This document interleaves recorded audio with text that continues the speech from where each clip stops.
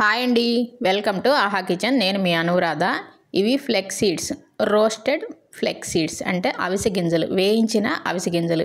వేయించిన అవిసె గింజలు బయట కొనుక్కోవాలంటే డబల్ రేట్ ఉంటాయి, టేస్ట్ కూడా బాగోవు. మనం వేయించుకుంటే చాలా బాగుంటుంది. ఒక టీ గ్లాసు అవిసె గింజలకి పావు స్పూన్ ఉప్పు తీసుకోండి.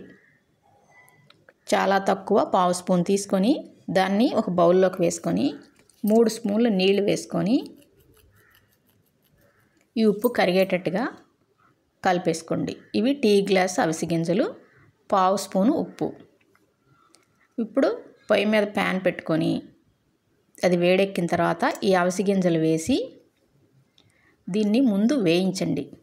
ఎంతవరకు వేయించాలంటే అవిసె గింజలు వేడెక్కితే చాలు పేలిపోతాయి. అంటే గింజ పేలి కింద పడిపోతుంది, ఒక్కడు కూడా బాండీలో ఉండదు. అందుకని మామూలుగా సాల్ట్ వద్దనుకున్నా కూడా మీరు నీళ్లు వేయాలి. 1-2 స్పూన్లు నీళ్లు వేసుకుంటే అలా పేలకుండా బాండీలోనే ఉంటాయి, అప్పుడు చక్కగా వేగుతాయి. ఇది పేలుతూనే మీకు కనిపించినట్లేదు, ఇవి అప్పుడే పేలటం స్టార్ట్ అయ్యాయి. ఇప్పుడు నేను ఆ ఉప్పు నీళ్లు పోసాను. పోసిన తర్వాత ఈ ఫ్లెక్స్ సీడ్స్లో అవిసె గింజల్లో జిగురు ఎక్కువ ఉంటుంది కాబట్టి వెంటనే ప్యాన్ కతుక్కుంటాయి. మనం లో ఫ్లేమ్లో పెట్టి వాటిని అన్నిటినీ బాగా కదుపుతూ ఉంటే చక్కగా మళ్ళీ విడిపోతాయి. మనం వేసిన ఉప్పు కూడా ఇంకాస్త రాలిపోతుంది. కరెక్ట్గా పావు స్పూన్ వేసుకుంటే ఎక్కువ తక్కువ కాకుండా ఉంటుంది. వీటిని బాగా వేగే వరకు చక్కగా వేయించుకోండి. ఇవి వేగాయని మీరు ఒక గింజ నోట్లో వేసుకొని చూడొచ్చు. అలా చూసి ఆ కన్సిస్టెన్సీని బట్టి దించుకోండి. ఈ అవిసె గింజలులో ఒమేగా-3 ఫ్యాటీ యాసిడ్స్, విటమిన్ ఇ, జుట్టుకి, చర్మం ఆరోగ్యంగా ఉండటానికి, గుండె ఆరోగ్యానికి ఇలా ఎన్నిటికో పనికొస్తున్నాయి.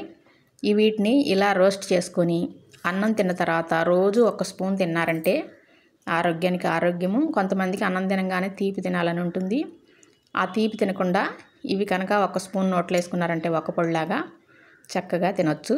ఇలా బాగా వేగిన తర్వాత ఒక పళ్ళెంలోకి పోసుకొని పూర్తిగా చల్లార్చుకోండి.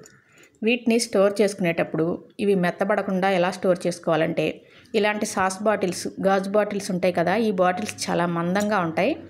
వీటిలో ఈ అవిసె గింజల్ని పోసుకొని స్టోర్ చేసుకోండి. ఆ గాజు బాటిల్స్లో ఏవైనా పోసేటప్పుడు చాలా ఇబ్బందిగా ఉంటుంది. అలా కాకుండా ఒక ప్లాస్టిక్ బాటిల్ని ఇలా కట్ చేసుకోండి గరాటాలాగా. ఇప్పుడు పోసారంటే ఈజీగా పోసేయచ్చు. ఈ సాస్ బాటిల్స్లోకి త్వరగా గాలి వెళ్ళదు, అంటే పైన నిండా పోసారంటే అసలు గాలి అనేది దానిలోకి వెళ్ళదు. మనం మూత ఓపెన్ చేసినప్పుడు కూడా తక్కువ గాలి వెళ్ళటం వల్ల, అది సన్నగా ఉండటం వల్ల ఈ గింజలు మెత్తపడకుండా ఉంటాయి.